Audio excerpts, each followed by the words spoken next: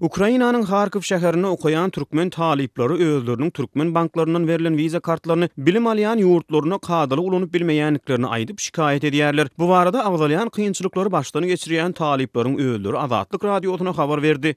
Biz kartymyzdan düýbünden pul çekip bilemzok. 10 günden bäri günne pul çekmek üçin banka wariatyny bankyňyza jaň ediň diýilýär diýip galagoply ýagdaýlary başdan geçirýän türkmen talyplary berenýärler. Banka jaň etsek biz size gerekli maglumaty berip bilemzok diýip telefonu öçürýärler diýip Ukrainada ýokary bilim alýan talyplar kartlar boýunça özlerini bar bolan soraglaryny Türkmenistanyň degişli resmiýetlerden hem jogap alyp bilmeýänliklerini aýdýarlar we näme indi biz az ölmelimi diýip nägilelik bildirýärler. Dünýäniň köp sanly ýurduny adaty sowda we maliýe guralyna öwrülen wiza kartlarynyň türkmen ulanyjylarynyň arasynda dürli kynçylyklary başdan geçirmegi barada soňky wagtlarda Azatlyk radiosyna ýergiderli maglumatlar çap edildi. Geçen ýylyň aýagyna Türkmenistanyň Daşary Ykdysady bankynyň türkmen banklary tarapyndan çykarylan wiza kartlary boýunça tölegler böwetlenligi barada habarlar peýda bolan bolsa, ýam ýylyň başynda daşary ýurtlarda ýaşaýan ýa-da syýahat edýän käbir türkmenistanlylar öz kartlaryna pullaryny asladan agtlaşdyryp bilmeýänligini, olaryň käbirleri bolsa çäklendirilen görnüşden taşdyryp bilýänliklerini aýdyp başladylar.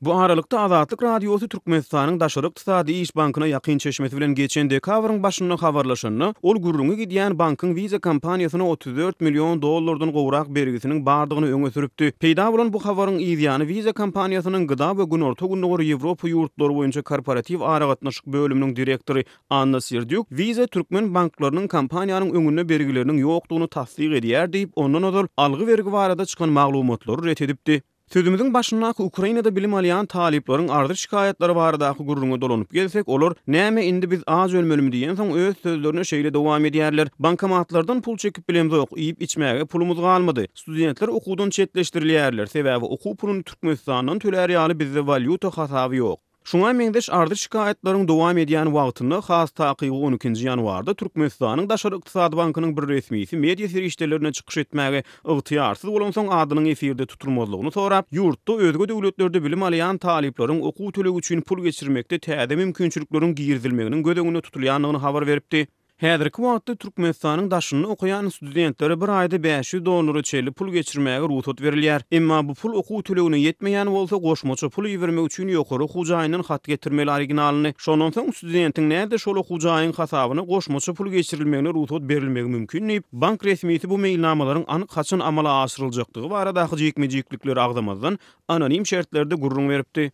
Beýleki tarapdan döwlet resmiýetleriniň ýokarda agzalýan wadalarynyň fonuny Ukrainanyň Harkiv şäherinde okuyan käbir türkmen talyplary okuwa gatnar ýaly, ýoly nana töler ýaly pulumuz ýok. Haýyş edýär, ýalbarýar banklary oňaryň talyplary kösemäňnip, nalyş we ündew ähengli sözleri bilen çykyşlaryny jemleýärler.